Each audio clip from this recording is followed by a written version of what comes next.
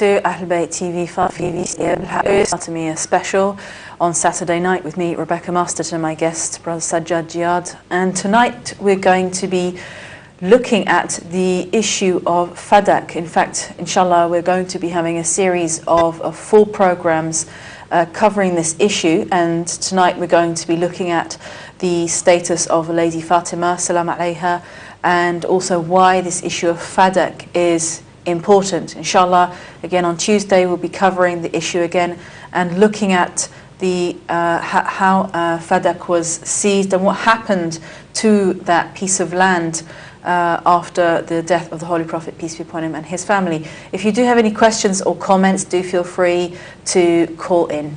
Assalamu alaikum. And welcome and thank you for giving us your time. This particular incident has been obviously incorporated into the calendar of the lovers of Ahl Bayt alayhim salam as an important and critical event, we could say. First of all, actually, before we talk about the status of Fatima salam alayha, of course there are some scholars that equivocate or deny that this event has any significance, and that even Lady Fatima salam alayha kind of conceded, oh yes, I've made a mistake, sorry about that, no problem. So why is this important for people to know about? Bismillah ar-Rahman ar-Rahim. I think that the early period of Islam is definitely one that some contemporary scholars, either they be from the school of Ahl Bayt or from the other schools, tend to view it as a bit troublesome in terms of the issue of uniting Muslims together, in terms of some of the ahadith that show a particular person or a particular group of people that acted in a way that wouldn't be appropriate in our eyes. And so that troubled period of history, let's say, some seek to repaint it in a way and explain it in a term that is much softer in a way of the actions than what really happened on the ground. Now, maybe their intentions are noble, but unfortunately they don't tally with the actual facts, with the words of the historians, of the mufassirin, of the muhaddithin. So it's difficult for us to say, that's a period of history that we should, just leave aside. There were problems, there were issues. At the end of the day, we're one Muslim ummah. Mistakes happen. The Khalifa, the second, the third, the fourth, the fifth, whatever happened between them is bygones. We should focus on today. I think that unfortunately means that we lose a sense of identity. Because the Prophet says, I leave behind you two weighty things in the Hadith al-Thaqalayn. So at least one of them is a human aspect, which is the Ahlul Bayt. So he's left them for us to affirm our identity to. So if we start to say, well, actually that period of history not so important, we start to lose some of our identity. Two, I think we have a duty, as now we're in the information age, to actually sit down and say, right, we're in a free, most of us, alhamdulillah, we're in a society where we can access information. There is some sort of freedom of thought for most of us nowadays, that we can read freely, we can commentate freely. I think it's a bit unfair in this day and age to say, right, we're not going to look into that period of history, or when we look into it, we're kind of going to gloss over it. I don't think that's the right approach. You're an academic, you understand that this would be seen as very silly of the Muslim populations all over the world to say, that period of history we're not going to go into. It's extremely unfair when we expect to be very detailed with the Christians, with the Jews, with the other religions, with what's going on today. We expect to pinpoint people to everything. But with our own history, we're going to kind of gloss over it and say, well, actually, no, not delving into it. I don't think that's fair. I think also that it really goes against the whole message of Islam, because the message of Islam in the Holy Quran and the teachings of the Holy Prophet, peace be upon him and his family, is to testify to the truth, and to search for the truth, and to speak the truth, even if it goes against your own family members. Even Quran says this: speak the truth, even if it's against your own parents, your own family members. And so suddenly we find, as you say, with regard to this period of history, we know even some of the early scholars even prohibited people from looking into it. It's not even just, oh well, it's not nice. It's like literally, it is forbidden to look into it. So and that kind of goes, well, whatever happened to this truth? Whatever happened to looking for the truth and testifying to the truth. And that's exactly part of the problem, because we have, for example, up until the time of the Abbasids, the early Abbasids, Abu Ja'far al-Mansur, hadith was prohibited. So to narrate hadith was prohibited. Right. And this occurred from the time of the second Khalifa onwards, that if you were heard to narrate hadith, you'd be in big trouble. Some people were imprisoned, some people were executed, some people had their hands broken so that they wouldn't write hadith. Some people had their tongues cut so that they wouldn't tell people about hadith. Some people were in prison at home. So we have about 150 years of history where Muslims officially were not allowed to narrate hadith. Right. So you can imagine, immediately after the death of the Prophet, up until 150 years later, people weren't supposed to say what the Prophet said and what happened during his lifetime. It was only after, when they realized, well, it's getting too far away from the Prophet's lifetime now, that the Khalifa, Abu Ja'far al-Mansur, commissioned Imam Malik in his book of jurisprudence called Muwatta to actually write the first book authorized by the state to be allowed to contain hadith. Before then, you were not allowed to relate any hadith, whether it was about the Ahl Bayt or not. And that was also an opportunity for the few who were connected to the state to also fabricate some hadith. Yeah. So we're looking back, we have a duty, as you say, to search the truth. But also his Muwatta, Imam Malik's Muwatta, is also very selective. It's a very selective perspective of Medina and certain people in Medina as well. So it's still not a comprehensive picture. So looking at, okay, so if we are going to search for the truth, looking first of all at the status of Lady Fatima, salam alayha. I mean, all the Muslims will agree that, you know, she is an honourable lady, and they know that they should love and respect her because she was the daughter of the Holy Prophet, peace be upon him and his family. But as you say, that there are subtle differences between how she has been portrayed in the sources. Exactly, and I think, again, it's a point that we have to take back on ourselves in this modern age, where we see cultures, we travel to other countries, and we see things that are preserved from 2,000 years ago. You know, sometimes there's things that not of much scientific value. Let's say, for example, cave paintings. You know, 4, 5, 6, 7, 10,000 years old. Say, wow, you know, it's great, it's still preserved. What if that thing was divine? How much effort would we put to preserve it, for example, right? So if we found a piece of hair or a tooth or some sort of bone or something belonging to somebody, you know, from the Bible, for example, or a page from the Bible itself. What about if we were left somebody like Fatima Zahra and the Prophet said, this is my daughter, she's a part of me? How much attention should we pay to that thing? And unfortunately, with Fatima Zahra, it's also almost as if it's a sad page in history that nobody really wants to open up and delve into. Fatima, she was the daughter of the Prophet, she died young, you know, just the wife of Ali ibn Abi Talib. That's about it. We forget that she was a mother, that she was, in addition to being a daughter, she was a wife, that she was a member of a holy family. She was a key figure in society. She was with her father, the Prophet, when he began his mission in Mecca. So at the least, she's one of the earliest companions. At the least, if you wanted to take that into account. She's one of the people that did the hijrah. So she left from Mecca to Medina. She left behind, whether you believe in the 12 Imams or not, she left behind these key characters in Islamic history. And it's a shame when we look at how many books have been written on Fatima, we find there's not much. It's true. Unfortunately, in Arabic, English, or in other languages. But if we look at a particular companion, you'll find much more text on him, journal articles and so on, conferences happen. So our aim through doing these kinds of shows is to say, well, Fatima is a very rich character and very, very important. Even if there isn't that much on her, we should attempt to bring to light more and more facts about Fatima, inshallah. Thank you, inshallah, thank you. And we have a caller on the line, so we're going to see our caller. Assalamu alaikum. Assalamu alaikum. Wa alaikum salam wa rahmatullah. I just want to ask a question. I am a Sunni brother. I do watch your channels. I'm slightly confused about the importance. The topic is quite relevant, that you're trying to place the importance of Fadak. Surely, the message that Rasulullah came with is what we should actually be focusing on. What my misunderstanding is, or the misconception I have, is there is a lot of emphasis that the Shias are trying to place on what happened after the death of the Prophet. Are you guys missing the message that was brought by the Holy Prophet to continue after his death? You know, there is no, with regard to whatever events happened after the death of the Prophet, we have to understand it more from a theological and historical perspective, that whatever happened after the death of the Prophet, due to the political circumstances of the society at that time, certain figures had to take those positions in the society in which they were living to be able to continue the propagation and the propagation of Islam. Sayyidina Ali is one who we have great respect for, and one of the things that I can never ever read or see, that he actually criticized or, even kind of trying to downgrade the three caliphs before him. And in fact, he actually played a major part in the propagation of Islam after the death of the Prophet.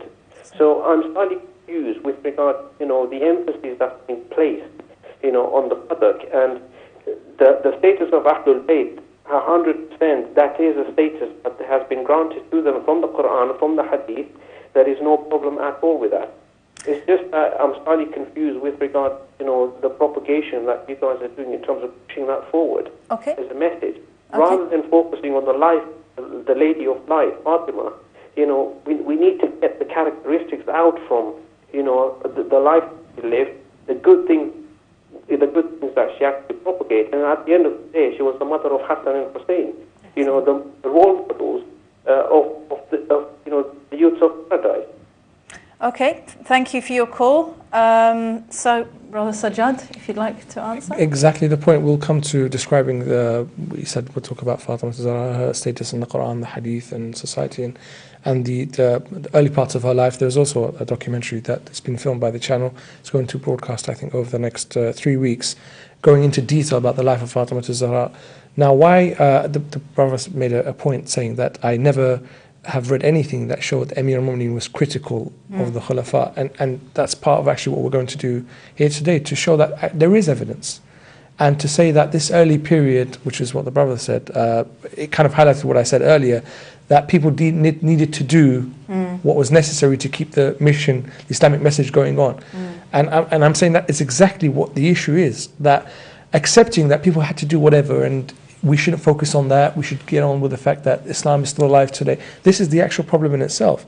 We kind of need to be honest with ourselves and say, well, actually, I'm going to look at it with a critical eye. I'm going to sit down and look at the bare facts and truth, whether it's in the books of the Shia or the other schools. Sit down, look at the facts, and make a judgment for myself, rather than say, well, surely they did whatever's in the best interest of the time. Surely, after the death of the Prophet, people needed to move on, and so what was done was in the best interest of the Ummah. Alhamdulillah, they're Muslims today, that's it. We say, hold on a second, doesn't sound very scientific, to just jump over a whole period of history. Let's go into the detail. There's no shame in it. Either something was done right, in which fact we should be proud, or something was done wrong, we should learn from it. So whether it was done wrong from وَالْعِيَاذُ بِاللَّهِ Ali ibn Abi Talib, or Fatima Zahra, or the other companions, or the Khulafa, or everybody did something wrong, let's have a look at it. At the end of the day, we shouldn't be embarrassed or ashamed from that period of history, and that's what the aim is here. By discussing those events, we're also going to understand more about the relationship between the people of the time, and also through our discussions we're going to bring to light, as the brother mentioned, the status of Fatima Zahra. And also really it actually enlightens the message of the Holy Prophet, peace be upon him and his family, because what you find is that, and again, just to clarify, I was on the Sunni path for 4 years, and gradually, I realized that there's this whole chunk of history that most people on that path don't know about. So really, you could say that unfortunately, majority of Muslims have come to follow an edited version of Islam, and as you say, if people sort of took expedient decisions to do whatever necessary, well, I mean, this is the problem that we've got today, that people are committing assassinations, murders, imprisonment, torture, because they feel that, well, this is what we need to do to keep our state going, for example, or to keep our government going. We need to kill these people, we need to assassinate these people, we need to torture these people in order to keep things going. And I think, as you say, that if we really want to understand the full message, then we need to look at all of history. You can't understand the full message of the Holy Prophet, peace be upon his family, by looking at an edited version of history. Exactly right. So by saying that Fatima Zahra is the mother of Hassan and Husayn, they're the lords of youth of paradise, and that in itself is something great, we should analyze it. We say, well, hold on, there's a whole life around this person. There's a whole series of events good or bad, sad or happy, we need to actually look at them. And with regards to Amir al-Mu'mineen's relationship with the others, I don't want to, it's not the topic of today, but I simply want to refer to the brother who called in to the Khutbah Shakhshakhiyya in Nahj al-Balagha. Widely available, it's a very popular book, authentic, despite what some people who disagree with the contents of the book, it is authentic. It is the words and the letters and sayings of Amir al-Mu'mineen Ali ibn Abi Talib. And look at Khutbah number 3, Khutbah al-Shakhshakhiyya. And look at what he describes. Imam Amir al-Mu'mineen is very polite. Whereas somebody else, they wouldn't say things in such a respectful manner. But if you look at what he says how difficult it was that the first person came along, referring to the first Khalifa, and then the second and the third, until finally I was forced to become Khalifa. Were you to read his words properly, with some thinking about how veiled is the Imam's comments. So if you would try to take away the full veil, you'll see the full force of what he's saying.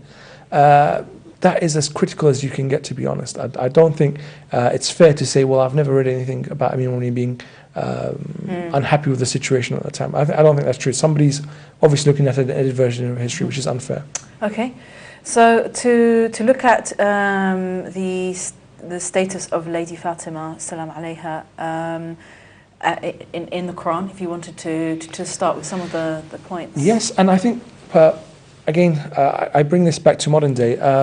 If we, and I've read a hadith saying, this was occurring after the death of the third Imam al-Husayn, that one of the Christians said that if we could find a grandson or a grandson of one of the servants of Jesus who is alive today, so one of the grandsons of the servants or the disciples of Jesus, we would afford them so much respect, it would be unbelievable. Yet we see Imam Hussein being slaughtered in the Battle of Karbala. So I think purely on the connection to the Prophet, so that Fatima is the daughter of the Prophet, that alone should inspire us to go right into detail and learn everything about Fatima, salamullah alayha. And to say purely, forget the Quran, forget the Hadith, forget what kind of person she was, out of respect to the Prophet. That she's his daughter, we should go into it. Thank you. And we've just got a few minutes till we go to break. We've got another caller on the line. Assalamu alaikum. Wa alaikum salam wa rahmatullah.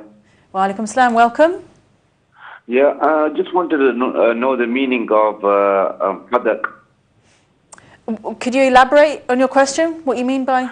The importance of Fadak. Okay. Meaning of Fadak. Okay. Inshallah, that's what we're going to be discussing tonight and inshallah Tuesday as well. At the same time.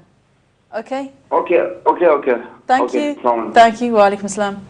We'll talk about Fadak in terms of the name and the location, size and so on, what was in Fadak. We'll come to that. So the brother's question will be answered, inshallah. If we were to start discussing, and just before we go to break, the reference to Fatima salamullah alayha, the Ahl Bayt in the Quran, alhamdulillah, there are plenty of verses. So we can mention a few. I don't want to go too much into detail. I just want to pique the viewers' interests and just to encourage people to go in and delve in. So the first, I found this one probably the most fascinating, is Surah Al-Kawthar. So in the latter part of the Quran, if we look towards the final few chapters, there is the chapter of Al-Kawthar, the abundance, also translated as the pool. And we see that the ulama of tafsir, for example, if we take Al-Fakhr Razi, I have here volume 32, page 132, for example. Fakhr Razi in his tafsir says that this surah, so Fakhr Razi is not from the school of Ahl Bayt. He's a great scholar, but he's not from the followers of Ahl Bayt. He says that this whole chapter, it's only a few verses, this whole chapter was revealed after the Prophet's children, who were from Khadija, radhiyallahu anha, had passed away. So his sons who died prematurely, some of them died immediately after birth, some died a few months, some died a few years. They did not survive. And this was in Mecca. Meccan society was all about tribal relations and the number of children that you had, the strength in numbers, the fact that you could bequeath so much land to your successors and wealth, and then they would carry on with your name, and then your name would survive through the generations, and you could say so-and-so was my grandfather. It was that kind of tribal society. Also because the people of that time, the Arabs, unfortunately, and the Prophet, and Fatima Zahra reminds them in her khutbah later on, the people of that time were barbaric. So they had expectations that strength in numbers would help them to invade other cities and lands and conquer other people. So having many sons and many children was a sign of status. Yeah. And especially sons, because we know what they used to do with their daughters. They didn't view them as anything like sons. So they would bury the infants, they would trade them as they did with properties, and the way they dealt with even their own wives, totally disrespectful. So for the Prophet, who was in a challenge with the Quraysh, with this kind of society, and he was a member of this society, and he was supposed to be one of the people up for election in a way to be the head of this city and the head of Quraysh, for him to have no sons, and for them to die tragically one after the other in this way, put extreme pressure on him. So much so that one of the members of Quraysh went up to the Prophet in front of a large group of people, and he said to him in Arabic, "Annaka abtar." You are one whose generations are being cut off, your line is being cut off. And that is extremely hurtful in that society. So if we were to say that this is a millionaires club, and somebody walks in who's just lost all his millions, and he's in there with £1, can you imagine how left out he'll feel of that club? And then for somebody to say something to him, to insult him in front of the others, how difficult is it to take that? So the Prophet was told in front of all these men who had 10, 15 sons, 20 sons, who were all expecting now to be leaders of Quraysh, and the Prophet was challenging them by preaching the Risala. He was told that you are abtar. You have no sons, basically you are low status. That's what it is. It's a form of disrespect. So the surah here came about because one person insulted the Prophet in this way. And so the verses were revealed that we have given you the abundance, O Prophet. So be thankful to Allah, worship and be thankful to Allah. Your enemy is the one who is going to be cut off. And the ulama of tafsir say, every one of those Quraysh, none of their line persists till today. So the Banu Umayyah, the Banu Abbas, the Banu Abdullah, whoever you wanted to name, we don't see any of their members alive today. Yet, we see the sons of Fatima, who today we call the Ashraf or the Sayyids, their descendants are alive today. Though they suffered pillage, though they suffered murder, though they suffered savage attacks all throughout history, Karbala is one of these incidences that we see the descendants, the noble descendants of Fatima Zahra, savagely murdered. They still number, alhamdulillah, in the thousands today. So we'll return to this, but this is just the first of the verses that we'll refer to Fatima Zahra. Inshallah. Excellent. Thank you very much. And just to remind our viewers, we will for the next next 4 episodes be discussing the issue of Fadak and Lady Fatima salam alayha to understand more the message of the Holy Prophet, peace be upon him and his family. And we are about to go to break. Inshallah, we'll see you again in a few minutes. Assalamu alaikum.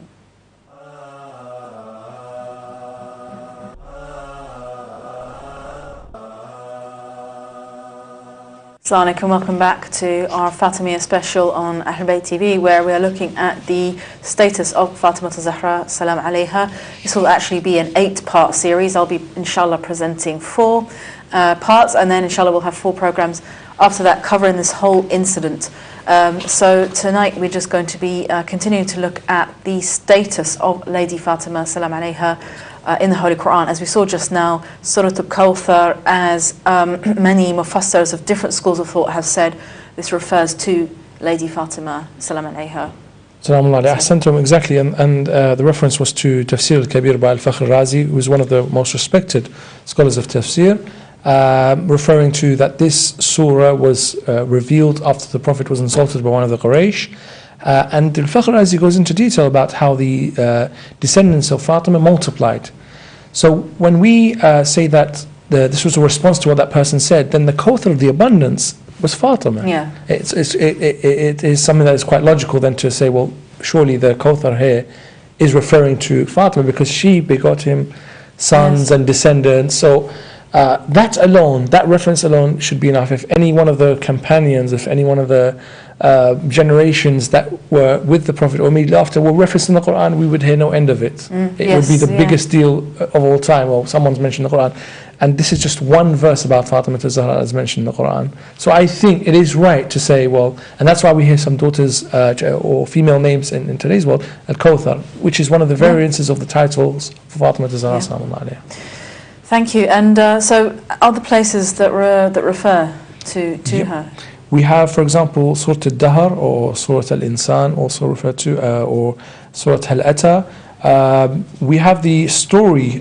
So to give the background of this, so when you pick up the Quran, you read this, the surah, you'll see that it's in the beginning it's in the form of a story. So it's a reflection upon an event, and then commendation for the people who were part of that event.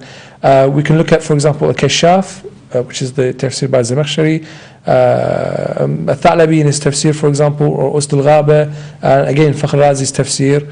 All of them, if you pick the tafsir up and you refer to this, you'll see that they plainly say that this refers to the Ahl Bayt. Right. The incident is about a poor person and a captive person and an orphan who approached the house of Fatima on 3 individual days. And on those 3 individual days, because al-Hasan and al-Husayn were ill, Amir al-Mu'minin and Fatima had vowed to fast. So whatever little food they had, in addition, they were fasting. And when they came to break their fast, these 3 individuals would knock on their door and ask for any food to support themselves. So they took their share that they were supposed to break their fast with and passed it on to these people who were in need. And so when the Prophet heard about this incident, he came to see them, saw their situation. Then Jibreel came and revealed this verse and said, this is in praise of your Ahl Bayt. And also in some narrations, we have that heavenly food was put down onto them. The issue with this verse is that it's commending Fatima Zahra as one of the people who يطعمون الطعام على حبه مسكينا ويتيما وأسيرا إنما نطعمكم لوجه الله لا نريد منكم جزاء ولا شكورا. So we give out of love for Allah, or some tafasir, out of love for the food. Even though we want the food so much, we still give it out of love for the sake of Allah. And we don't ask anything from you. So this behavior is commended. This is an incident, so it is clear when we read the verse that this is an incident, and the people who did these actions are commended. So again, we say if a specific person is commended in the Quran in such a way, surely that elevates their status. Yeah. And then when we find out that this person is Fatima Zahra and how the Prophet behaved with her, we think, well, subhanallah, how can we ignore then the status of this person who's been mentioned more than once? So that is the incident in Surah Al-Insan. We have Ayat al-Tathir, for example, Surah Al-Ahzab, verse 33. I have a whole list of narrations that people can refer to. In addition to the tafasir, of course, that we mentioned, there's a whole list of narrations. For example, in Sahih Muslim, the chapter which is about the Fadal al-Sahaba, so the praise of the Sahaba, and in Mustadrak al-Sahihain, which is volume 3, page 147, Dur al-Manthur, for example, in the tafsir of that ayah, Tafsir al-Tabari, so volume 22, page 5, Sahih al-Tirmidhi, volume 5, the hadith number is 3787, Musnad Ahmad ibn Hanbal, volume 6, page 292, and also page 304, Usd al-Ghaba, volume 4, page 29, Tahdhib al-Tahdhib, volume 2, page 258, and I've left quite a lot out, but these all refer to the incident where the Prophet gathered around his family, and a verse was revealed from the Quran saying that إِنَّمَا يُرِيدُ اللَّهُ لِيُذْهِبَ عَنْكُمْ الرِّجْسَ أَهْلَ الْبَيْتِ وَيُطَهِّرَكُمْ تَطْهِيرًا. Allah wants to remove any sin from your Ahl Bayt and to purify you a thorough purification. And this was later on used by Ali ibn Abi Talib to say that, look, we can't lie, we won't claim anything that is not as ours, we're never at fault, and if anybody accuses us of so, they've become kafir, because Allah has purified us. So anybody who has a bad word to say about us is obviously a kafir, because they're not following to the words of Allah. So this incident says that Fatima is above ordinary human being. Her status is elevated. She's not a normal woman, she's not a normal human being, she's not a normal Muslim, she's above this status. She is thoroughly purified. There is a group of people here, but we're referring to Fatima Zahra for the purposes of this episode. She counts as one of those people who Allah puts in a top tier, top category. So her status, her actions, her behavior, what she asks for, her words, what she does, what she doesn't do, who she's happy with, who she's not happy with, what she doesn't do, all of these are special in status. So she is someone that we should look out for. And because the Quran says that Allah has purified her in a way that has removed all sin, all possibility of sin as well, we say, well, surely whoever's with Fatima is on the right side, because she can't be doing any wrong. The Quran has said so. But whoever accuses Fatima of something, she's claiming something that's not hers, has got it wrong, because the Quran has said she can't be on the wrong path. So claiming something that's not mine, or making trouble for the Muslims, or seeking to take power away from others who should be in power, is obviously a sin. And Fatima can't be accused of sin. It is impossible. And if she's not happy with someone, if she's displeased with somebody, Why would she be displeased with somebody if they're doing something right? Yeah. She can only be displeased with them if they're doing something wrong, as we shall come to see. So this is and the verse about ayat tathir. Again, I can go into details of the narrators, but I just want to pique the viewer's interest. Also, now we can explain the significance of you saying that as well, because again, when we look at how the history has been rewritten, we could say, with regard to this incident, it has been, portrayed that, astaghfirullah, but it has been portrayed that she was greedy, for example. She wanted Fadak, and so she sort of tried it on a bit, with the caliph. Well, I want some land, give me something. And he said, no, this doesn't belong to you. This is for the Muslims, it's not for you. And so, oh, sorry, yes, I shouldn't have done that. So yeah. And we come to that discussion. So Fatima Zahra, again, we're going to deal, but Fatima Zahra is saying that this belongs to me. The first Caliph is saying, actually, it's not yours because I heard from the Prophet that, basically him saying it doesn't belong to you. But then we see, hold on, who's been praised in the Quran? Fatima or the first Khalifa? Fatima. Yeah. Can Fatima sin? No. So either she doesn't know, which is not possible because she's closer to the Prophet than the first Khalifa, she's his daughter. She's Am-o-Abiha, the mother of her father. She's with him all the time. She learned from the Prophet. How could she not know some of the basic rules of inheritance? How could Fatima be in such a situation? Also, the fact that she doesn't commit sin, how could she falsely claim something? Yeah. So ignorance is not possible, and then false claim is not possible. And on top of that, she's been commended in the Quran. We don't see the commendation in this way for the first Khalifa. It doesn't exist anywhere in the Quran. I challenge anyone to find me this kind of commendation. To find a verse that says we have purified you from any sin about the first Khalifa. Not possible. So we have to be quite frank and say, this verse alone, just 99.9% of any arguments out there that Fatima wanted something, she wasn't sure, the first Khalifa had more evidence, she didn't have any witnesses, we say, well, all of that is rubbish. Because purely and frankly, Fatima can only speak the truth. She can't make any mistake. The Quran says so, not ourselves. Okay. Thank you. We move on to verse, the fourth example here is when the Prophet, there's a story here that an Arabi, so an Arab man who not from the cities, he came to the Prophet and said, teach me Islam, and the Prophet taught him Islam. He says, do you ask any reward for this? And the Prophet says, no, I do not. And the verse is revealed that I do not ask from you any reward except that you love my family. So when he said the Prophet said this verse to the man asked, your family or my family? Who are you referring to? He said, no, my family. He said, who are your family? And the list that the narrators have are Fatima and Ali ibn Abi Talib and al-Hasan and al-Husayn exclusively. Right. Hilyat al-Awliya, so volume 3, page 201, Tafsir al-Tabari, volume 25, page 16 and 17, Dur al-Manthur, talking about Ayat al-Shura, Sawaq al-Muhraqa, page 261, Ust al-Ghaba, volume 5, page 367, and there are more. Again, the purpose of highlighting these is that Fatima is mentioned more than one time in the Quran in very high regard, in very high esteem. Her status is elevated. She's not in a position for a Muslim to engage in debate with, that I can be right and you can be... There's no cans, there's no possibilities. Fatima is truth. Fatima is haqq. Fatima is the right. You can't have another position with that.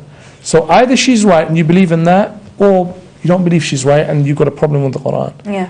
There is no, well, someone else had evidence, well, there needed to be a procedure, well, it was in the best interest of so-and-so, it can't be done. So this is the purpose of relating these verses.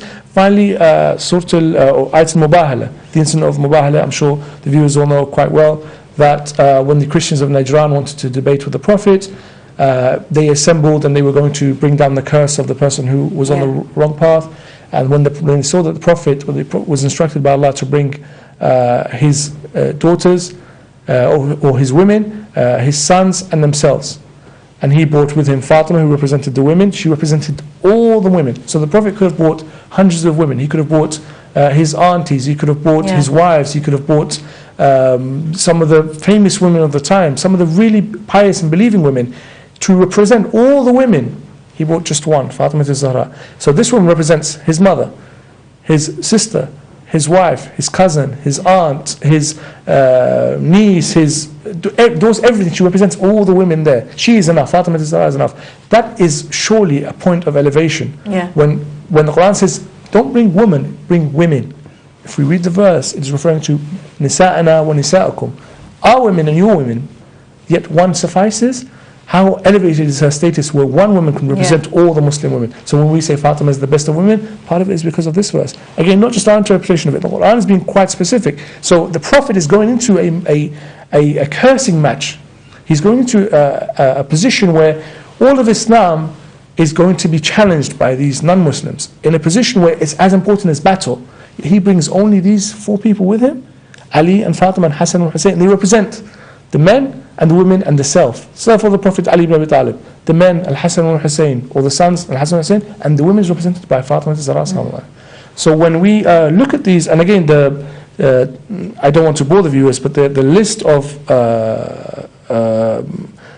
list of references and sources and mufassirin or hadith or commentators about this show that without any discussion that this refers to Fatima Zahra.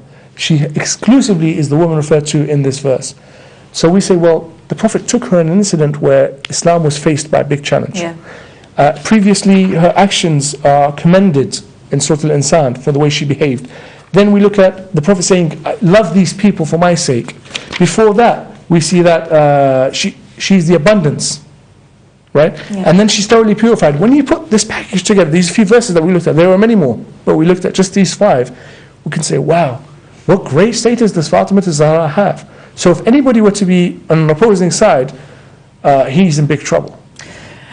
Yeah, that's a good way of putting it. Or yes, definitely to question her integrity, because that's what happened with this incident is problematic, we could say, because her integrity has been testified, by the Holy Quran. Her integrity, her actions, her being free from sin, her being representative of all women and being the best of those women. It's a package that says, if Fatima says something, it's the truth and it is right. She wouldn't claim or say or do anything that isn't commended by the Quran, because her character is testified to. Her reference is given by the Quran. We don't need someone to vouch for Fatima. We don't need to look into history and see what person she was like, because just by looking at the Quran, we can say, well, Fatima was somebody divine, somebody special, somebody definitely infallible, because the Quran says so. So whatever happens thereon, we have to keep these verses in our mind. We have to keep Fatima's character, status as referred to by the Quran in our minds. Okay, thank you. And then moving on to the ahadith, of course, there are many ahadith about her. So which ones did you want to refer to? I've got a list of over 20. I think we'll refer to maybe 10 of these. We'll see how the time we get on with. First of all, this is prophetic hadith. So this is narrations either in the books of the school of Ahl Bayt or in the other schools, either those that were through narrators, individual narrators until they got to the Prophet, or through the Imams, and the Imams narrated them from the Prophet. So either or, it depends on the type of hadith. So the first, إِنَّ اللَّهَ لِيَغْضَبْ لِغَضَبْ فَاطِمَةَ وَيَرْضَى لِرْضَاهَا. Surely, and this is the prophetic hadith, surely Allah is angry for Fatima's anger and is happy for her happiness. In other words, whenever Fatima gets angry, Allah gets angry.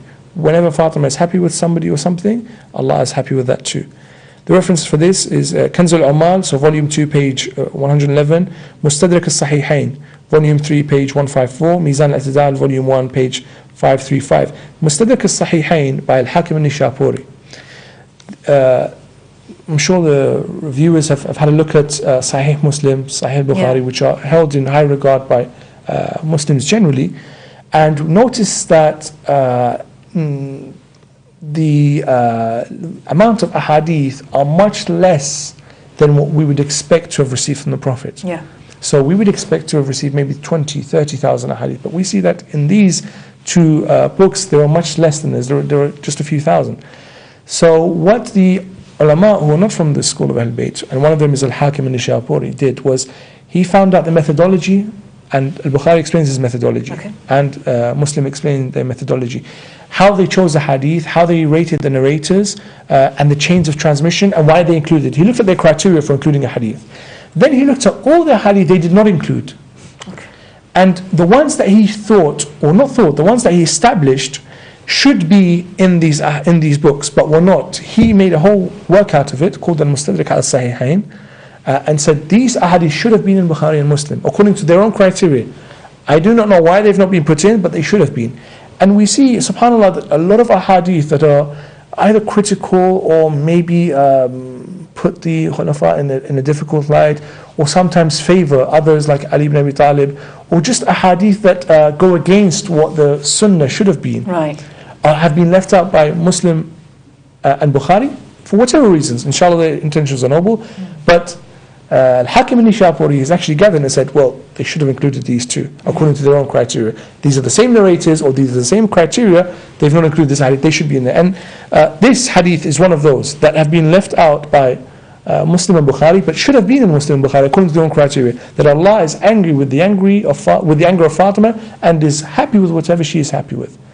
Of course, that foretells something very, very important later on. Yeah. So it's the Prophet giving us a message. Yeah, definitely. Because obviously, well, I'll kind of spoil the anticipation. But of course, again, as it is narrated, even I think it is in Bukhari as well, where it is said over the incident of Fadak that Lady Fatima salam alayha died angry with the first caliph.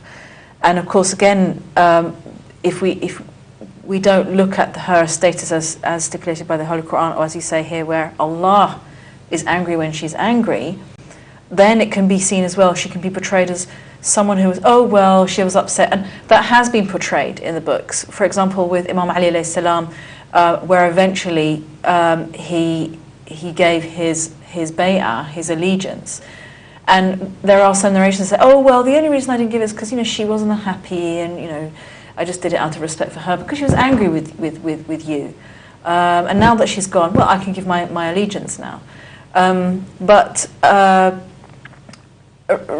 again, that's kind of overlooking the fact that her anger was not a personal anger. It wasn't the anger of an upset lady who's been snubbed, and and she went to get her, she wanted some land, and she was snubbed, and she was upset, and that's really again a kind of a belittling of the significance of her anger. That's right.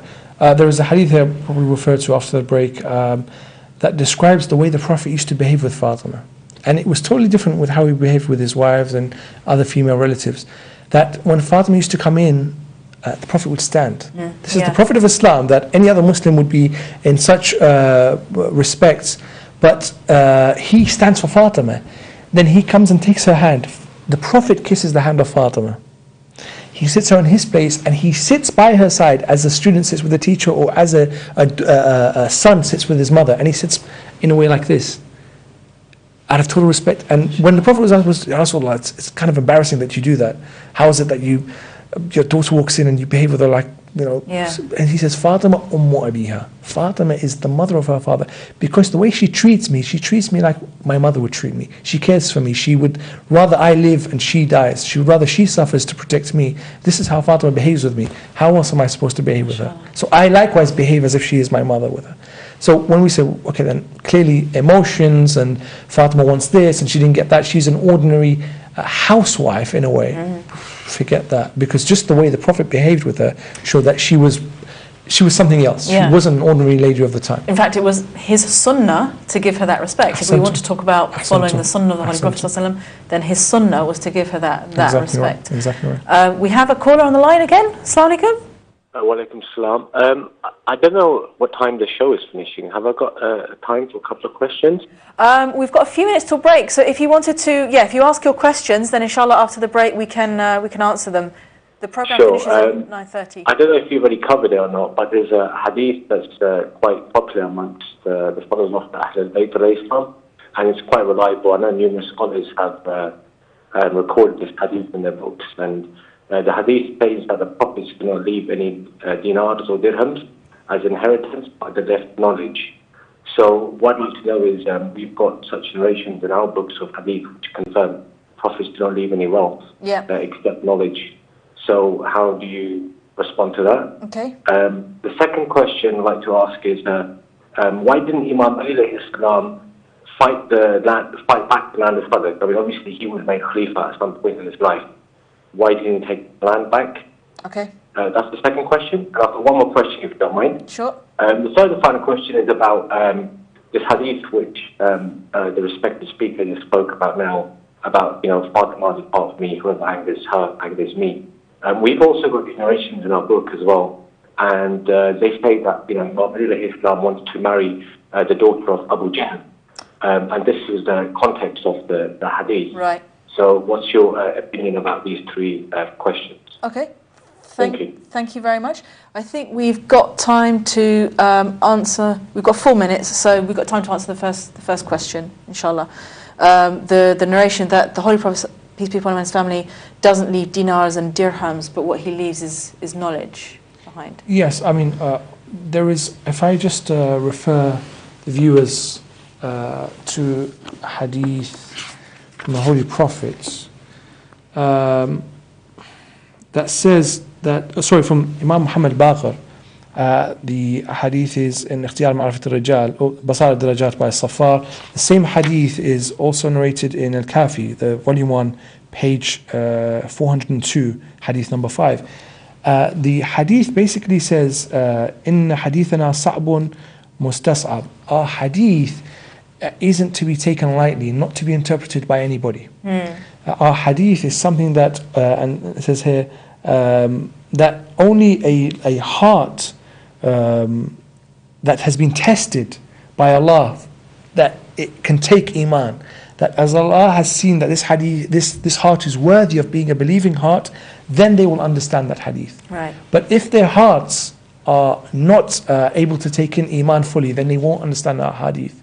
So we say that before we begin to interpret a hadith ourselves, we first need to have full iman. Right. So with the words of the Can Ahl-Bayt, anyone claim that? well, we have to, inshallah, be on the path of striving at least for having iman. Otherwise, for us to sit and say, well, this hadith means that, or this surely is not possible, we can't accept this hadith, we can't accept, it is a very dangerous thing to do. And again, Imam Muhammad Baqir advises us, look, you can't do that. Right. If you do not have iman, or not striving towards iman, do not even bother looking at our hadith, because you just won't understand it, you'll start to reject it, you'll cause troubles. And we see, unfortunately, in today's age, even from some people from the school of Ahl-Bayt have begun to reject some of our hadith, question the issue of the 12th Imam, and so on and so forth. So we have to be wary before we get into the hadith sciences, that if I'm not striving towards having iman, if I'm not really have wilayah of the Ahl-Bayt in my heart, I'm not going to be able to understand the hadith properly. Right. So that's the first one. Second one, when the Prophet, when the hadith is referred to here, it's not talking about physical inheritance, and it's not talking about gifts, and it's not talking about an incident here. So not saying that I don't leave behind X amount of money, and it's not referring to inheritance. This hadith is saying that what is of value from us as the prophets is our knowledge. Yeah. So whether you have my hair, or whether you have my house, or whether you have my stick or my staff, or whether you have my money, or so on, that's not the real value. The real value is the knowledge that I've left you in. Right. So this doesn't go against what we're talking about in terms of what is left to Fatima Zahra. That hadith is referring to the value of what is left behind. So the prophets leave behind knowledge. That's what you should really. So you shouldn't think about prophets in terms of a tourist attraction. You shouldn't think of them in terms of, he's my prophet, he's not your prophet, he's from my ummah, not from yours. So the value here is the knowledge that they leave behind. Okay, thank you very much. I think we've still got a couple of minutes till the break. So another question is, and this is, I think, about the whole, we could say, differences, with regard to history in general. One of the big questions that people ask is, why didn't Imam Ali alayhi salam fight for his right, or why didn't he fight for Fadak? We, again, I'll refer to the viewers, inshallah, to the documentary that's coming out in a few weeks' time, which goes into detail on this. But it's one of the incidences towards the final moments of the life of the Prophet is that he called for Ali ibn Abi Talib, bring forward Ali ibn Abi Talib. And he's on his deathbed, the Prophet. Amir al-Mu'mineen says that the Prophet called me towards him and he spoke in my ear. So he said something that nobody else could hear. He said what he said opened up 1,000 doors of knowledge. Each one of those opened up 1,000 doors. So 1,000,000 doors of knowledge opened up to me. So the Prophet told me 1,000,000 pieces of knowledge in those moments. And in more than one occasion, Amir al-Mu'mineen says that the Prophet advised me or the Prophet told me. What has happened is that Ali ibn Abi Talib has been informed by the Holy Prophet that after me so-and-so instances will happen. Okay. And we have to go to break. So we're asking our viewers, please do hang on for another few minutes, and inshallah we'll continue with this explanation, and we'll just be gone for a couple of minutes. Assalamu alaikum.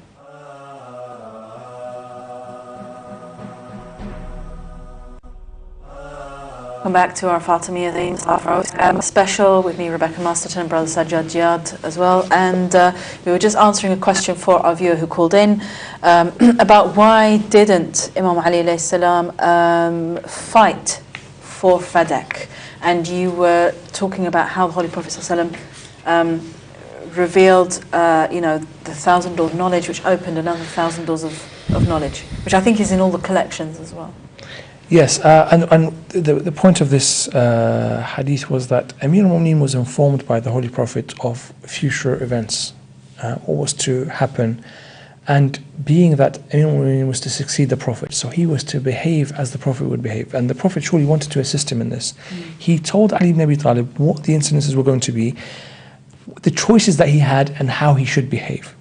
So he was told of various things, and we have the hadith that also foretells the killing of al-Husayn. Yeah, and he foretells it to his wives, and he foretells it to Amir al-Mu'mineen and to Fatima Zahra herself. He says, your son, so and so will happen to. So we know that clearly the Prophet was in the habit of telling the Ahl Bayt what was going to happen to him after the. He foretells Fatima, you'll be the first to join me. When he says, I'm going to die, this illness of me will be the end of me, I will die in this moment. And Fatima begins to cry, and then he whispers to her, and she begins to smile, and she's asked, oh Fatima, why did you smile? Because the Prophet informed me that I will be the first to join him. So clearly the Prophet was in the habit of foretelling. So we can take it to be quite natural that he did this with Amir al-Mu'mineen, informing him of what was to happen. So he is told that, Ya Ali ibn Abi Talib, you'll reach a difficult situation where you'll either take your right, but you're going to affect all the Muslims, and you're going to affect Islam, because people will see it as a power struggle. Yeah. When Musa left his people, the Prophet Musa left his people for 40 days. The first few days he left, people made a golden calf and began to worship immediately. And those same people were believers, they just walked through a miracle. So the Prophet has just died. Surely Muslim, the other people who are Muslims, the hypocrites themselves, the people who are the kuffar waiting to attack the Muslims, because the battles for Islam continued after the Prophet's death, would say, people turn their back. We have the Ridda Wars, for example, the people that became Murtad. They left Islam after the Prophet's death right away. They would say, well, he's his cousin, he's his friend, and they've got a power struggle between them, and he's killed him. Surely it reached a stage where Amir al-Mu'mineen could not, it wasn't a matter of debate anymore, the debates had ended. So to get back his rights, as the caller was referring to, anyone would have to unsheath his sword and go out and fight and kill. Everybody knows the difficulty in reaching a decision where you have to kill another Muslim. It has to be of very, very high importance for you to be forced into such a situation. Imam Hussein is facing an army, wants to slaughter him and his family, and he says, I'm not going to be the first to fight. I'll defend myself, but I won't go out and fight. So when he's asked by his companions, let us fight them, he says, no. If they fight us, we'll defend ourselves, but I can't start the fight. I'm not fighting another Muslim. And actually that was consistently, when you read throughout history as well, that was a consistent practice that the Holy Prophet, peace be upon him and his family, instructed to Imam Ali, who instructed it to Imam Hassan, who instructed it to Imam Husayn, all the way down where they said, whenever there was a provocation, the instruction was always, do not initiate the battle. Do not initiate any aggression. You wait, either you even go as far as trying to offer the other people a way out. And if they refuse the way out, you don't initiate action. You wait for them, so that, because again, it's to do with justice, we could say. And Amir summarizes his situation in, again, Khutbah al-Shakhshaqiyya, Nahj al-Balagha. He says, and so I was put in a situation where as if I had a thorn in my eye. If I take it out, I'm going to blind myself. If I leave it in, it hurts. I'm in such a situation where if I take my right, I'm going to damage all the Muslims. If I keep quiet, it's going to affect me. So he took, the Prophet behaved in this way. In Hudaybiyah, he came to do Hajj. He was instructed by Allah to do the Hajj, to show the Muslims the Hajj. Hundreds of the people, of the Muslims are with him. He's amongst a group of people that he needs to show that he's in strength and he's doing the right thing. He has a decision to make. If I push through to Mecca, fine. We'll be able to do Hajj, I'll show my force, my companions will maintain their respect, I've defeated the Quraysh. But ultimately, it's an unnecessary show of force here. Instead, I decide to take the smarter option and the safe option and the option that Allah wants, which is to make, not make a deal, but to reach a position where I'll say, I'm not going to fight, I'm going to avoid bloodshed as much as I can, as long as I preserve these rights for the Muslims. Same situation with Amir al-Mu'mineen. If I come out and fight for my rights, I've kind of ignored the rest of the Muslims. Yeah. They're actually more important than my right only. If I manage to keep the blood of the Muslims safe, because at the end of the day that's what's going to happen. If I keep the blood of the Muslims safe, I'll ensure that at least some part of Islam carries on, rather than coming out, taking my right, but destroying what is left after the Prophet. Thank you very much. And with regard to the question of Abu Jahl, we'll come to that in just a minute, but we've got a caller. We'll just take this call first. Assalamu alaikum. Assalamu alaikum. Wa alaikum salam. My name is Asghar and I'm calling from London. Welcome. I'm very happy that you are holding this show just for Fatima Zahra Salaamullah Alaiha. And this topic is a topic which makes me very happy if someone speaks about the rights of Fatima Zahra Salaamullah Alaiha. Now my question is not about Fadak. Actually, we talk a lot about Fadak, which is very good. But there is another issue which is not talked about. It's 14 centuries now. We are not telling people who killed Fatima Zahra Salaamullah Alaiha, who martyred her. We talk about all the people who killed one of our Imams, or we talk about the killers of Am-o-Abiha, al-Islam, al-Husayn al-Islam, and everyone, except Fatima Zahra Salaamullah Alaiha. My question is, why are we afraid of? It's 1400 years now.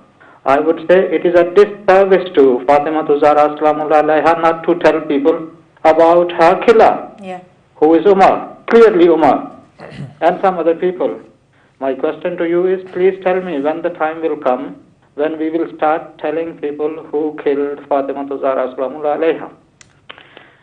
Thank you very much for your question, well, your comment as well. Thank you for your call, and I suppose after all these centuries, this is what we are trying to do, is to clarify the historical points in programs like this. Exactly right. I mean, what we'll do over the course of these live shows is to present the facts as they are in the books. Obviously, I'll make a comment and some analysis, but at the end of the day, the facts will speak for themselves. With regards to what the brother is mentioning, is to say who is the killer of Fatima Zahra. What we're trying to do is present the facts, and the facts will say exactly what was done to Fatima Zahra, how her death occurred, and at whose hands. But we're not in a position to either hide or be ashamed of or afraid of, not wanting to absolve others from sin. That's not our position here. But neither are we in a position to go out, in terms of what we're doing in this show, to go out and to put on trial whoever is responsible for the death of Fatima Zahra, or for al-Hasan's death, or al-Husayn's death, or the rest of the Imams. What we want to do, for the purposes of this show, is to present the facts. And when the facts are clear, viewers who are not from the school of Ahlul Bayt, viewers who are non-Muslim, will be at a much better position to decide things for themselves. If I am to sit and I put Yazid ibn Muawiyah on trial, and I say he's the killer of Imam Hussein, I'm preaching to an audience who is obviously followers of Ahlul Bayt, but I'm disregarding that some people who are Muslims, some non-Muslims who believe that Yazid ibn Muawiyah was a Khalifa or leader, a good Muslim. Immediately I lose that position where people say, well, hold on, you haven't presented me the facts. You've gone out and told me what your version of it is. Present me with the evidence, and then it becomes much clearer. So what we'll do throughout the show, inshallah, the viewers can keep some patience with us until we get to the part where we discuss the death of Fatima Zahra, is as we go along, I'm trying my best to quote the ahadith and the verses and narrations, the instances from all sides, from all sources as much as I can without boring the viewers. And at the end, we'll be able to make these statements, rather than from the beginning make these judgments and statements and not have all the plain facts before us. Okay, thank you. We just got another caller coming in. Assalamu alaikum. Assalamu alaikum. Wa alaikum salam. My name is Khan. I'm talking from Amsterdam. Welcome. I have one question. Yes, my question is when they are talking about the Fadak, and I read the study of Tarikh al-Khulafa, but what the situation was in Abu Bakr Siddiq, time, the same situation was in Hazrat Ali time also. The Hazrat Ali never, radiallahu ta'ala anhu, never gave this back to own family. Why he didn't? I never read in any history book. Hazrat Ali said Abu Bakr, Umar, and Usman it's not did good with our family. This bag is belong to us, and we take this bag back. The one and the second question, somebody just asked a question. Hazrat Umar was the killer of Hazrat Fatima Zahra Salamullah alayhi. I didn't hear, but if the Hazrat Fatima Zahra killer was Hazrat Umar Farooq, and that time where was the Hazrat Ali, because he is the Sher Khuda, and this is a big responsibility of the husband to save his wife, and it's a very dishonor Hazrat Ali. He can't save his wife. It's a little bit. I feel shame. Somebody talk like this. He was scared from Hazrat Umar. Hazrat Ali, Nauzubillah, astaghfirullah. I never say like this. It's mean like this. Please, can you explain a little bit? Thank you very much. Thank you. Inshallah, as our guest Brother Sajjad Jad said, inshallah so that everyone doesn't get upset, and we're trying to do this in a factual way, so that we can help everybody to understand this in terms of the evidence that's available. And this will take place over the next 8 programs, inshallah, and we will be answering those questions after another couple of programs. So please do keep watching, and we're trying to just clarify the historical records. And if viewers can keep patience with us, today we did mention that the issue is going to be about the importance of Fadak and the status of Fatima. Yeah. If they can keep their questions to the titles of the show, it means that we'll be a bit more productive. If they can keep questions related to the later topics, which, as I said, we're going to be the speech of Fatima Zahra, and then will be about the attack on Fatima Zahra's house, and then finally the last 2 shows will be about the death of Fatima Zahra. Right. If we can keep the questions to those shows, it means we're able to get through a lot more with the time that we have, inshallah. Thank you. And there was just we've got another caller on the line, but we'll just quickly mention the point about Abu Jahl that someone was asking earlier, that the narration that you gave, that is in Mustadrak al-Sahihayn by Nishaburi, that whenever Fatima is angry, Allah is angry, and a caller called in and said, well, the tafsir for that is that Imam Ali wanted to marry Abu Jahl, and this was in response to that. What is the... next episode, inshallah, we're going to mention that hadith in detail. We'll talk about why the issue of Amir al-Mu'minin wanted to marry Abu Jahl's daughter is actually a fabrication. I'll be able to bring the evidence to that. But Shaykh al-Mufid in al-Irshad, on page 163, he mentions that any hadith that were positive, if they couldn't be obliterated, this is page 163 of al-Irshad, if they couldn't be obliterated by the Umayyads, it was tainted in some way. Right. So all the hadith, and I mentioned that transmission of hadith was prohibited in that time, any hadith that still got away was tainted in some way. Something had to happen to taint the hadith. In fact, for example, any hadith that was positive about Imam Hassan had to have something saying, well, Hassan loved dunya, he used to marry and divorce a lot, because they couldn't obliterate the hadith that mentioned the good parts, but they would still try to taint it in some way. It would be those type of narrations that had been narrated widely or were known widely. Exactly. It was impossible to do, for example. Like Thaqalayn, for example, Hadith al-Ghadir, for example, that was about saying Ali was my companion, and because people were displeased with Ali ibn Abi Talib, issue of Yemen. So any incident that was widely reported, a hadith that was widely reported, still they attempted to taint it in some way. And this is Shaykh al-Mufid narrating about during the time of the Umayyads, what they used to do with the hadith. Back to what we were, so we'll, inshallah, on the next episode we'll refer to the fabrication. Can we just take this caller who's waiting? And yes, sure. Assalamu alaikum. Assalamu alaikum. Wa alaikum assalam wa rahmatullah. I'd like to ask a question.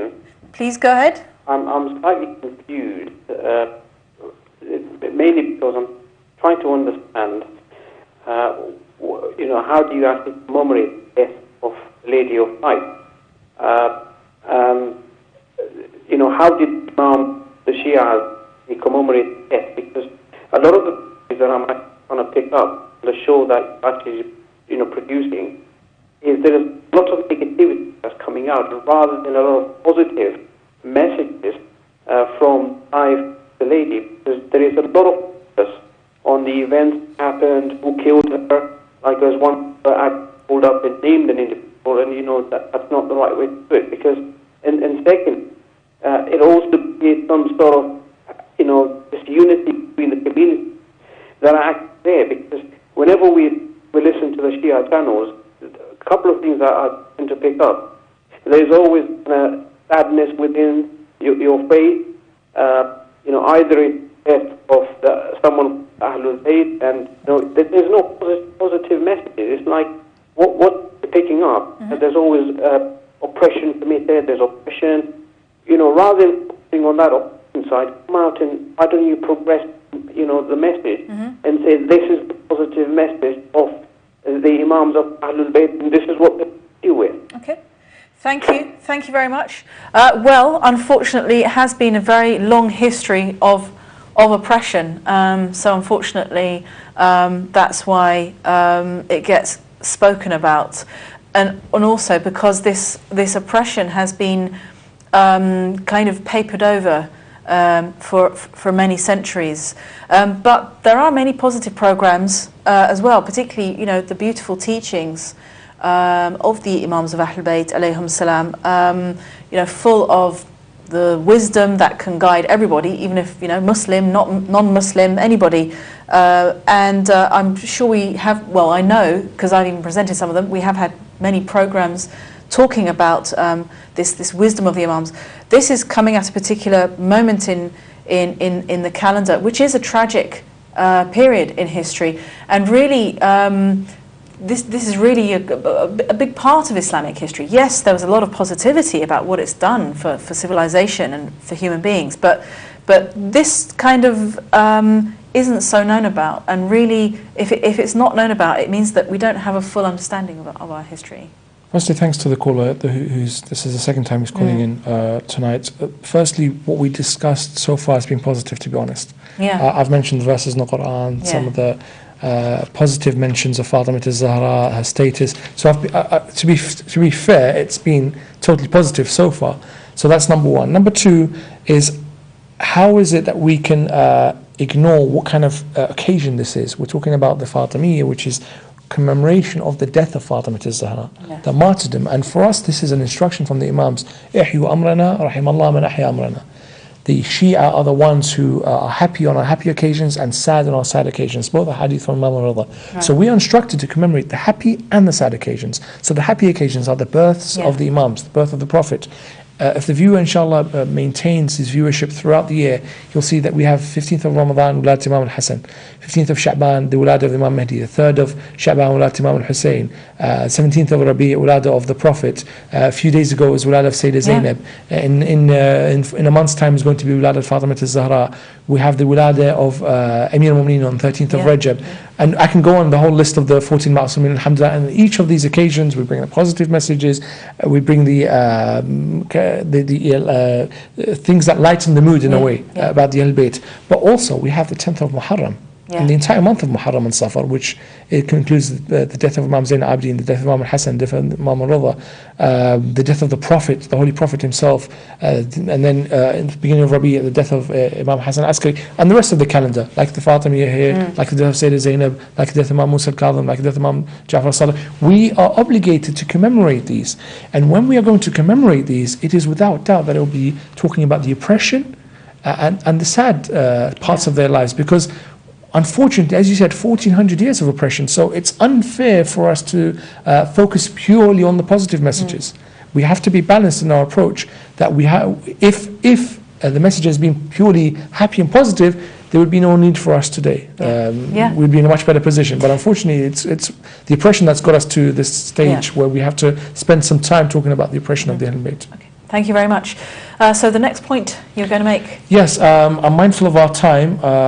Do we have? Yes, I think we've got 7 minutes. Okay, we wanted to mention some of the ahadith. I'm going to do my best to read them to the viewers and with some of the references, because I wanted to talk in detail about Fadak, but since some of the time it doesn't allow us, we'll just proceed with what the Prophet said about Fatima Zahra. So the hadith here says, Fatima bid'atun minni man adhaha faqad adhani wa man ahabbaha faqad ahabbani. Fatima is a part of me. The Prophet says, whoever hurts her hurts me. and whoever loves her loves me. This is Sawaq al-Muharqa, for example, Imam al-Siyasa, Kanz al-Ammal, Khasa'is al-Nasa'i, Sahih Muslim, again the chapter on the merits of the Sahaba, for example. We have third hadith, Fatima qalbi wa ruhi allati bayna janbay, which is Fatima is my heart and my soul that is in between, or my soul that is inside me. He's describing Fatima as the essence of himself. And if we look at Fara'id al-Samtain, for example, volume 2, page 66, as well as other places, Fatima Sayyidat Nisa al-Alameen. Fatima is the mistress of the ladies of this world, of all the women in this world. And that hadith is again Mustadrak al-Sahihayn, volume 3, page 170. I can go into more detail, but that will suffice. So these are just some of the narrations from the prophets about Fatima Zahra, which will show you how high the Prophet held her in esteem. We can go into some of the narrations from the Imams of the Ahl Bayt. That says, for example, Imam Abi Ja'far, Muhammad al-Baqir says, Allah has created Fatima out of knowledge. That Fatima's whole existence, the name Fatima is out of her being carved out of knowledge, which shows you that her actions, what she does, her behavior is all in full knowledge of her position with regards to Allah. Her actions are based on knowing what and where she is and who she's standing before. Imam Ja'far Sadiq says Fatima was called Fatima because Allah has created her out of her awareness of Him, her knowledge of Him. So Fatima is referring to how much she knows Allah. She's in a position where she really knows who Allah is. Narrations for those are in Kashf al-Ghamma and Bihar al-Anwar. We can go into more detail, inshallah, maybe on the next show about some of the references that, as the brother was referring to, the positive references of Fatima Zahra. I think we've done our job so far. We've mentioned some of the verses in the Quran, some of the hadith. And I think if we also mention that Fatima's position in society is very, very important. So Fatima represents women. She's one of the early Muslim believers. She's one of the earliest companions. She went to the ship, or the fortress, if we wanted to call it that, the cave that Abu Talib protected the Muslims in when they were boycotted by the rest of the Muslim, by the rest of the people in Quraysh. She was one of those people who suffered hunger. She was one of those who, when the Prophet went out to preach and he came back with injuries or with people having thrown mess on his head and on his clothes, she would tend to the Prophet. She would go out with him, and when she would see the insults and would hear the insults the Prophet had to face. So she lived through that very difficult period. She was there when the Prophet was told, leave Mecca, you're going to be killed. She saw the death of her mother, she saw the death of her uncle Abu Talib, she saw those incidences. She lost her mother at a young age. She was the suffering that she had from that time. She left in the middle of the night, escorted by Amir al-Mu'mineen, taken to Medina because they were afraid for their lives in Mecca. So she went through all of that. So she's one of the early Muslims who suffered for the cause of Islam. Then seeing the Prophet go to Badr, go to Uhud, tending to his injuries. We have the narrations saying that she tended to their injuries in Uhud. She tended to the Prophet's injuries there because the Prophet was bleeding profusely of the injuries that he suffered. She would see the Prophet leave for Khaybar and the other battles. She was with the Muslims when food was little, when wealth was little, when fear was rife among the people that at any time they could be attacked. She went through all of that. So just as a Muslim, Fatima suffered immensely. Second of all, as her position, she had tremendous pressure on her in the way she had to behave. Being the daughter of the Prophet, she had to behave in such a way that if she didn't care about her position, she had to care for the Prophet's position. So the way she dressed, the way she talked, the amount of wealth that she had, so whatever income she had from Fadak, she didn't spend it on herself. Because we know the lifestyle that they lived. The surah that we refer to, Surah al-Insan, Surah al-Dahr, says that they were starving, basically. When the Prophet came to reveal the verse, he saw Fatima's, and it's described, he says Fatima's position was that as if her back and her stomach were combined. She was that frail, that situation where you could say that person is starving. Because she cared for the welfare of others rather than herself. So she was also in a position where she had to reflect well on her father, how she behaved, how she lived, the lifestyle that they had. So that part of it is also something that we should hold in regard and high status. Fatima also, in terms of the daughter of the Prophet, is something that we should, that elevates her automatically. Being the offspring of a prophet isn't something ordinary. Yeah.